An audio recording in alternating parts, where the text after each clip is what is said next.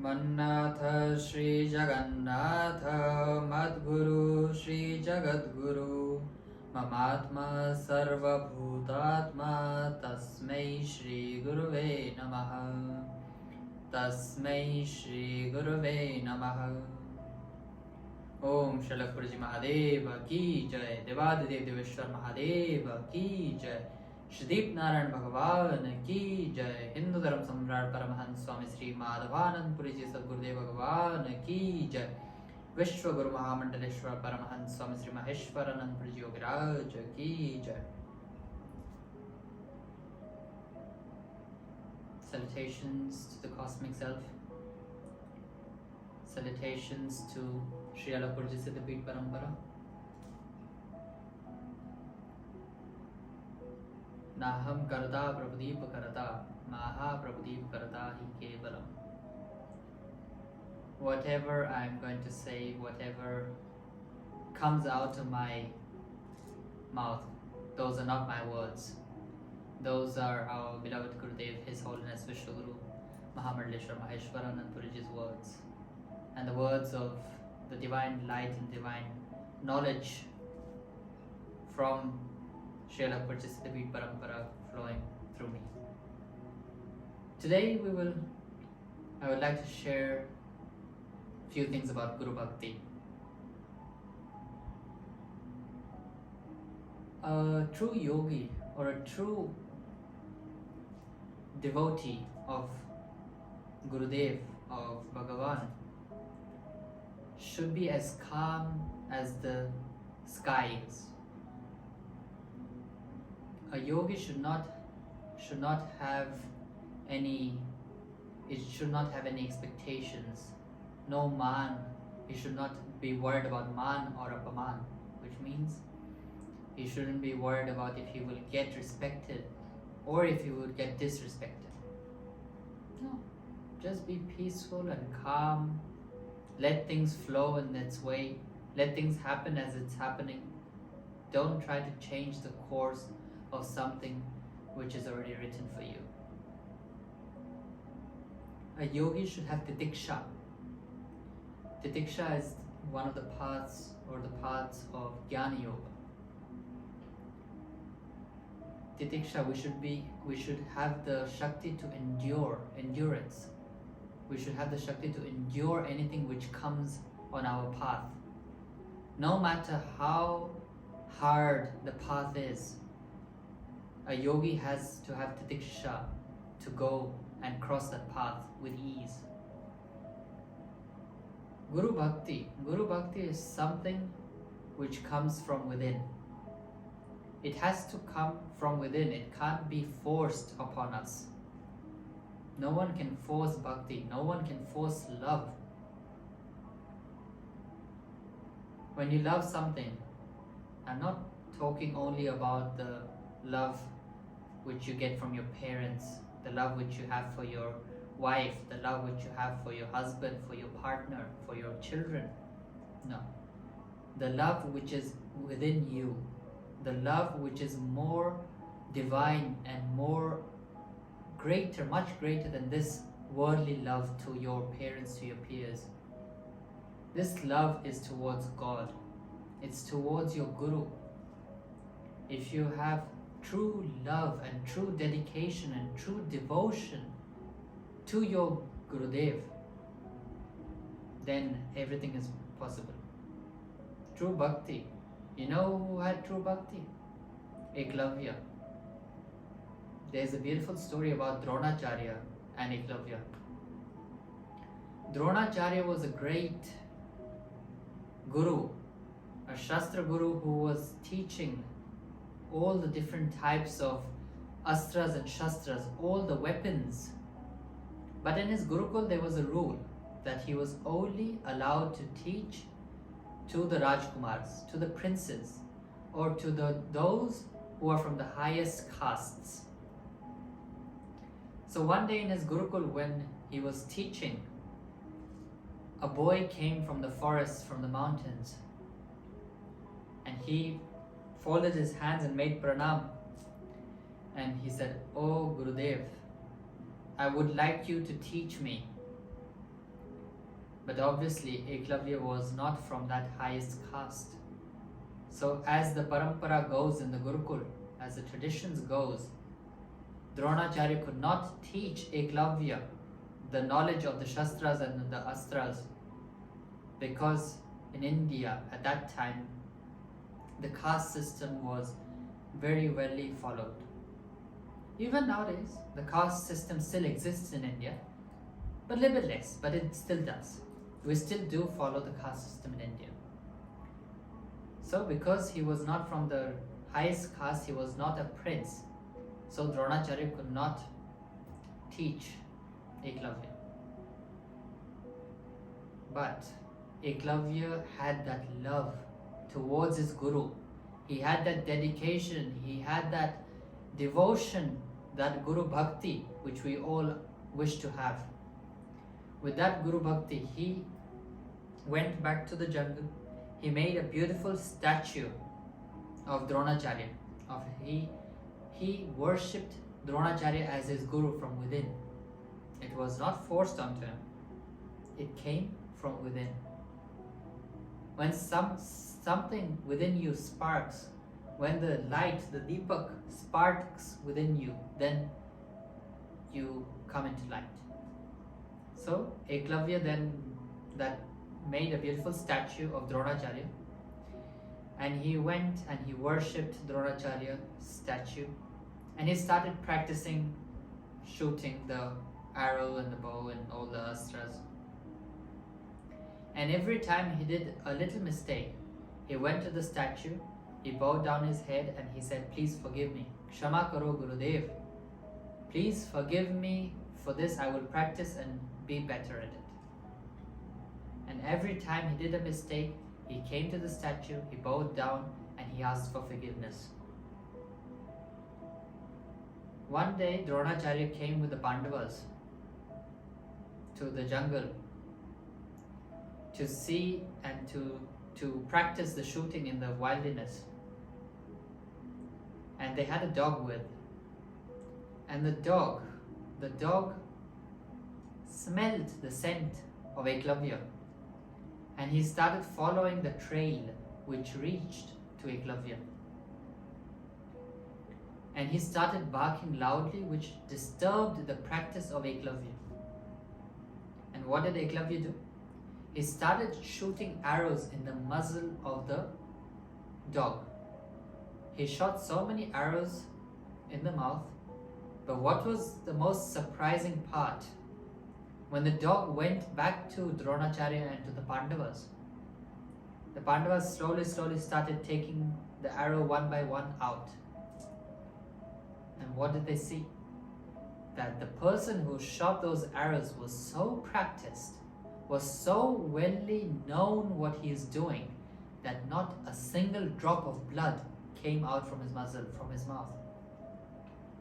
He was so trained that he shot the arrows in that way, which just managed to cover the space in his muzzle, in his mouth, that dog could not bark and could not disturb the practice what he was doing. But it did not harm or hurt the animal at all. Seeing that, the Pandavas asked Dronacharya, their guru, and said, "Oh Gurudev, you said that whoever learns from me in my Gurukul are the greatest archers in the whole India. But I see that there is some other Gurukul, or there is someone else who is more well taught than us." So they went to see who that person is. And when Dronacharya saw Eklavya, he immediately recognized him. And Eklavya went and made Shashtang Danvat Pranam to his guru, Dronacharya. Dronacharya knew who he was, but still unknowingly he asked, "Who are you, my child?" He said, "My name is Eklavya." "Who taught you so precise archery?" He said, "You, Gurudev." And all the Pandavas started looking at Dronacharya and saying, he's not one of the princes, he's not from the highest caste. How could you teach him? Dronacharya said, "When did I teach you?" He said, "Gurudev, I came to you and I took your blessings. and then I made your murti here and I'm worshipping you every single day, and you are the one who is teaching me the jnana of the astras and the shastras. So then Dronacharya said, okay, if I taught you, then where is my Guru Dakshina? In our Hindu Sanatan Dharma, when you come to have your darshan of your Sri Gurudev, then you always bring Guru Dakshina with. You always bring an offering, a gift, which shows your respect and your dedication towards your Gurudev. So then Eklavya said, "Oh Gurudev, my tan, man, my mind, my body and my soul is dedicated in your lotus feet. What else would you like?" So Dronacharya said, "I want the right thumb." And immediately Eklavya took a knife and cut his right thumb, put it in a leaf and offered it to Sri Gurudev. And he said, "Gurudev, everything is yours." As the right thumb was cut, he couldn't shoot anymore. So that proved the dedication and the Shraddha and the Guru Bhakti and the love and dedication and devotion which the disciple had for Sri Gurudev. The biggest achievement which he had achieved was to learn the archery, the art of archery. And without his right thumb, it was impossible for him. But still, the Guru demanded for it. Guru Agya Avacharanya, as I always say. When a Guru tells you, when the Guru gives you Agya, you don't doubt the decision. You do as he says, because it is always for our betterment. He is saying something to improve us. He knows what he's saying. So just listen, do not doubt, and follow him. So then the Pandavas also were very pleased, and they noticed the devotion and the dedication which he had for his Sri Gurudev. And they also greeted him and they all left. There are two types of bhakti, Nirguna and Saguna. Nirguna is when someone worships there is no form, there is no physical form. They don't worship a statue or a picture or any living being. They worship the emptiness. And the second one, Sagun, is the complete opposite, where the Sagun Bhaktas, they worship a statue, a living form, a Gurudev, a picture of the Guru Parampara. Both forms are very good. But to go into Nirguna when we all are one with the Lord, when we are one, we need to go through Saguna Bhakti. And to go through the Saguna Bhakti, we need a Sri Gurudev who guides us in that path towards self-realization, towards our ultimate goal, to reach the Supreme Self. We need to go through the Saguna Bhakti. There's one more beautiful story of a princess who was born in the province of Rajasthan. Her name was Meera. And one day in the kingdom where Meera lived, there came a saint. And when Meera found out that the saint came to the kingdom, she immediately wanted to make a guru. She immediately felt from inside that she needed a Guru Mantra. You know, when we receive a Guru Mantra, which our Pujya Gurudev, His Holiness Vishwaguru Mahamandaleshwar Maheshwaranandpurji Gurudev gives us, we think that, okay, now we got a mantra. Now we can take our time and we can do our mantra whenever we wish. But no, that's wrong. When we get the mantra, we should immediately start repeating that mantra. Because that is the time when the Guru has given you the mantra, when you and your Gurudev become one and he is focused on you the most at that time. So as soon as you get your mantra, you should immediately start chanting the Guru Mantra.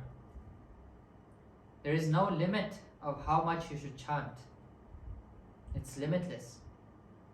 As me personally, I have seen our beloved Dada Guruji, His Holiness Hindu Dharam Samrat Paramahansa Swami Madhavanandji, who we also know as His Holy Guruji, or our beloved Gurudev Vishwaguruji, or Vishwaguruji's Divine Mother Sadhu Punanand Bhartiji. They always carried a sumaran. They always had a sumaran in their hands, and no matter what, no matter within their lectures, while they are talking, it was always ajapa. Their mala was always going on. And even if the karmala is not going, mansik mala is always going on. They're always chanting the Guru mantra which they have received from their Gurudev. So in the same way, when Meera found out that a great master has come, she immediately wanted to take Guru mantra, Guru Diksha. But then the people, the ministers, they told her that this Guru is from a lower caste and you are from a higher caste. You can't take Guru mantra from him. But she did not listen. She immediately went and took Sharan, made pranam to that Guru, to that saint, and got the Guru mantra from him. And then when she received that Guru mantra, she saw Sri Krishna in the Guru. She noticed Sri Krishna, and she was always doing the japa of what the Guru Dev gave. And then her parents wanted her to get married, and she was against that. She said, no, I love my Krishna. I don't want to get married to anyone else. But still, they married her to a king, and she was married to that king who was very worldly. He was completely, his life was completely into the worldliness. He was always into all pleasures, drinking, eating meat, and he was a complete kusangi. And when he saw that his wife was always into Krishna Bhakti, he got jealous. He started thinking that she is falling into love with someone else, some other man. So then he decided to get her killed. He told that he gave a tea mixed with poison inside, and he gave to one of the guards, and he said, go to Meera and tell that this is a prasad given by her Guru. So when the guard went to Meera, she immediately took that cup and drank it immediately, and nothing happened to her, because she had the true love and true dedication, true devotion to Lord Krishna.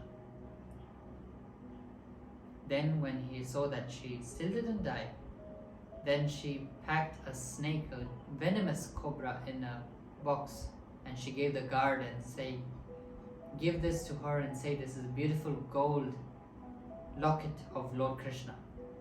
And she immediately, without hesitating, she opened the box, and there was a golden locket of Lord Krishna, and she immediately wore it. And then the king was assuming, what is this miracles going on? There is something wrong. So there is someone with her. Either the guards are involved, or there's some other man. So what he did, he locked Meera in her room. He didn't let anyone visit her. And he put a guard who will see night and day, who will observe that no one comes and goes. And then one day the guard who was on duty in the night, he heard her talking. He heard two voices. One was the voice of Meera, and one was the voice of another maid. So he immediately ran to the king and said, "Oh king, there's someone inside. She's talking to another person." So the king immediately stepped off his bed, wore his shoes, wore his clothes, and immediately went to the room. And he also heard something. So he broke down the door and he went in and he said, "Meera, who are you talking to? I know you're talking to someone." But there was no one inside. She was sitting alone. So then she said, "I'm talking to my lover, Bhagwan Shri Krishna." Then he said, "Where is he? I don't see him." Then she said, "You can't see him with your eyes. You need different bhakti eyes for that." And he got very angry. He took the sword and he said, "I will kill you now." and he took the sword and cut her throat off and he killed her. And then he saw that 4 forms of Meera again came. And he said, "Oh Rana," she said, "Oh Rana, kill the Meera, your Meera, not the other one." And immediately Rana went in the feet of Meera and prayed and bowed down to her feet and said, "Please forgive me." That is the true bhakti of Meera and Krishna. The true love which comes from within. The love which wants you to experience the divine. When Sri Mahaprabhuji and one of his bhakta, who was a great bhakta, who was a priest, one day the priest came to Sri Mahaprabhuji and was attending his satsang. And it was getting evening, the sun was setting, and the priest said, "Mahaprabhuji, please, I beg for your permission. I would like to go back to my village. In my village there's the prayers in the mandir which I have to perform." And Mahaprabhuji said, "No, you stay here tonight with me." Obviously, Guru Agya Avicharanya. When Guru says, don't doubt his decision. So the priest then stayed back and he didn't go. And the next day when he went in the morning, he asked for forgiveness from the villagers. And the villagers were confused. They said, "What are you asking forgiveness for? You yourself were there. You performed the prayers last night." Then he went to his children and he said, "What's going on?" The children said, "What, father? You were there last night." Then he realized, Guru Bhakti, Guru Kripa hi kevalam shishya ke ananda mangalam. Sri Mahaprabhuji himself took the form of the priest and performed all the rituals, and he was then in the grace and in the lotus feet of Sri Mahaprabhuji. And I just remembered about one more story which our beloved Gurudev Vishwaguruji has narrated a few times. It was a beautiful story of a king named Sikardas and his queen. They both were living a peaceful, joyful life, and they both were very spiritual personalities. And one day their enemies attacked on the kingdom, and Sikardas, he went and fought the battle. And when he fought the battle, then what happened was, he looked all around. There was bloodshed, there was blood, there was dead bodies, there were cutted heads, there were bodies, there were hands and everything. There was bloodshed everywhere. And seeing that, Sikardas went into depression. He said, "This all was because of me. I killed all of these people." And then he went into vairagya. Vairagya is another step in Jnana Yoga. The first step is viveka, then comes vairagya. And we talked about the diksha. So he got vairagya. When vairagya comes from within, renunciation, when you from within feel the need to renounce everything, then only you will find the Satya Guru, the true Guru. Guru charanon mein adasat tirat hai, wo ved puranon mein gaate hai. Guru charanon mein adasat tirat hai, wo ved puranon mein gaate hai. In the lotus feet of the Gurudev are all the pilgrimages. You don't need to go to all the pilgrimages. You need to go and bow down to your Sri Gurudev. And in his lotus feet, it is said in the Vedas and in the Puranas that in his lotus feet you will find all the pilgrimages. You don't need to search for anything else when you have the Kripa and the Bhakti and the Shraddha of the Sri Gurudev. You don't need to look outside. You need to look within. And when you get vairagya, when you renounce all the worldly materialistic things, then only you can find the true Guru. And then you are capable, then you are the one who can take sannyasa. So then Sikardas, he went into vairagya and he didn't want to go back, or he couldn't go back to the kingdom, to his palace. And then he went to the search of Sri Gurudev. He went in the forest, he went looking everywhere, and he couldn't find the Guru. Then he went to the Himalayas. He renounced everything. He didn't have attachment towards anything. He was wearing any cloth which he found. When he was hungry, he went to the nearby village, got some rice. He made a hut, and he was sitting and eating rice and living his life in the search of a Sri Gurudev. And then back at the kingdom, the queen was very sad and very shocked because the king never returned. He never returned back from the fight. So she went with her army and she went and looked at all the dead bodies, but the king was nowhere found. The queen knew that the king was not dead. She knew that he might be somewhere. So then she went looking for him everywhere and she never could find him. So then she went to a Gurudev, to a self-realized Guru, and she went to his lotus feet and he said, "Please, I would like to find my husband. Please give me the powers to find him." Then the Guru gave her Guru Mantra, the most important mantra which we can gain in our life. So with the Guru Mantra, she immediately went into meditation and she was chanting the Guru Mantra. The mantra which Gurudev has given you is the greatest mantra you can achieve, the greatest mantra which you can have in your life is the Guru Mantra. So then she was meditating. She told her guards not to disturb her, and she went into her sadhana. Every day for years and years she was doing her Guru Mantra till she achieved the Siddhi. The Siddhi where she can go out of her physical form into the astral self and go and fly and experience the world. Then she went into her Samadhi state. She went out of her body into the astral form, and she then realized that maybe my husband got vairagya and he went to the Himalayas. So then she went to the Himalayas in the search of her husband, and then there she saw Sikardas sitting outside his hut eating rice. As he was meditating and starving, his body was completely very thin. Then she didn't want to shock him in the form of the queen. So what she did was, she had the powers and she took the form of Kumbharishi, and she went down and she went and Sikardas asked, "Oh Guru."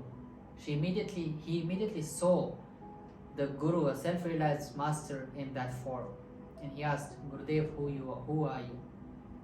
The queen, who was not in the form of the queen, who was the form of the Guru, she said, "I am the devotee, I am the son of Narada. My name is Rishi Kumbharishi. And I know what you're searching for. You are searching for a true Guru. You are searching for self-realization as you have attained the state of vairagya. So I will give you a mantra and I will tell you all the techniques. And whenever you think of me, I will appear in front of you. And I will come to you after you have attained the ultimate goal of self-realization, of becoming one with the Supreme Self, of becoming one with the Guru Tattva." Then with that Guru Mantra, which Sikardas was always chanting, then he realized the ultimate truth. Brahma Satya Jagat Mithya. The only truth is the Brahman. The Guru Tattva, the knowledge of the Guru, rest everything in the world is Mithya, is not true. So when he attained self-realization, then again the queen in the form of Kumbharishi came and she said, "O king, you have done enough of tapasya, you have achieved the ultimate goal of self-realization. Now come back to the kingdom. Your queen is she's heartbroken, she's waiting for you. The kingdom needs you. So go back and leave this sadhana life and go back and take care of your kingdom." So then he said, "Jo agya, I will do as you say." So then the queen went back and came into her form, and she told her minister, she told the whole kingdom that the king will be coming. Repaint all the walls, make the whole kingdom beautiful, put rose petals on the streets. and all the people thought she has gone crazy. The king who has disappeared many years back, why in the world would he come back now? But the queen's orders is the queen's orders.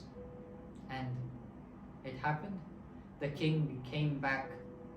The king came back after knowing the ultimate truth of Brahma Satya Jagat Mithya. Bas, he came back and he ruled.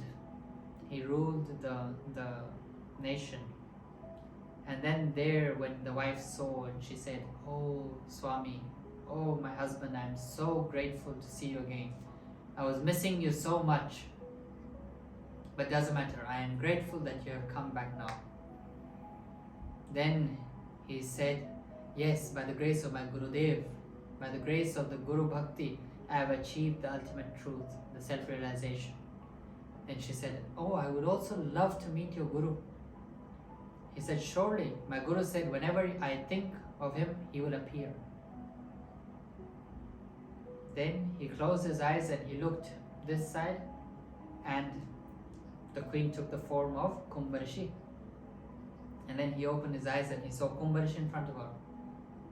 And he said, "Please stay here 2 minutes, my queen. My wife would love to have your darshan." And he said, "Sure." Kumbharishi said, "Look west." He looked west. Until he looks back, Kumbharishi is gone and the queen is there. He got confused. And then the queen said, "I am Kumbharishi. I am your Guru. I got the blessings from my Guru to give you the mantra, and with that mantra you have attained the self-realization." So it doesn't matter, no matter how near your Guru is or no matter how far your Guru is, the Guru Tattva is always within you. You don't need to look for the Guru anywhere else. We are here. Our Pujya Gurudev, Vishwaguruji, is now in New Zealand. That's not the thing. The Guru is always within us. We need to just look within us, the love, the devotion, the dedication towards the Sri Gurudev while chanting the Guru Mantra which he has given you, by doing the Kriya Yoga which he has given you, the Shraddha, the Bhakti, the Nishtha, the Ashirvad of the Guru will always be on us. The antakarans, we need, by the Gurudev's grace, we need to purify the antakarans which are within us. Mana, Buddhi, Chit, Ahankar. Man, mind. Buddhi, intellect. Chit, consciousness. And Ahankar, ego. When we purify these 4 things, then we can focus on the path of self-realization. Then the Guru Bhakti, the dedication, the love towards the Guru will start working, will start developing within us. Then only we can reach the ultimate goal, when we purify these 4 avgunas, the antakaran, which are within us. And our beloved Gurudev, Vishwaguruji, always says, when you have some doubts, go within yourself. He says that the best time is between 1 and 2 a.m. in the night after midnight. Have a shower, wear clean clothes, be in your room alone, sitting in front of a lamp, focusing on the light and chanting your Guru Mantra. And don't stop chanting until you get the answer to your question. You need to look within. The Gurudev's blessings is there, and the Guru's answers, Mahaprabhuji, Gurudev will give you the answer to your question when you look within, when you close your eyes and chant the Guru Mantra. Guru Kripa hi kevalam shishya ki ananda mangalam. When Gurudev's Kripa is bestowed on us, then everything is possible in this life. So chant the mantra which the Gurudev has given you. Gurudev's mantra is the greatest mantra. Guru Bhakti is the greatest bhakti. With this, I would like to conclude my speech. May Shri Alapurji Siddhapit Parampara's blessings, may Pujya Gurudev, His Holiness Vishwaguru Mahamandaleshwar's blessings always be on you.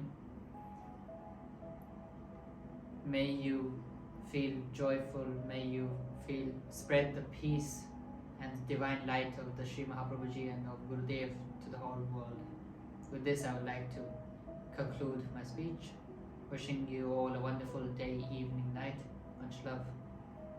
Hari Om. Annamandalakaram vyaptam yena characharam tatpadam darshitam yena tasmai Shri Gurave Namaha. Gurur Brahma Gurur Vishnu Gurur Devo Maheshwara Gurur Sakshat Parabrahma Tasmai Shri Gurave Namaha. Om Shalapuruji Mahadeva Ki Jai. देवादेव देवेश्वर महादेव की जय। श्रीदीप नारायण भगवान की जय। हिंदू धर्म सम्राट परमहंस स्वामी श्री माधवानंद जी सद्गुरुदेव भगवान की जय। विश्व गुरु महामंडलेश्वर परमहंस स्वामी श्री महेश्वरानंद जी योगराज की जय। हर नमः पार्वती पतये हर हर महादेव शंभो।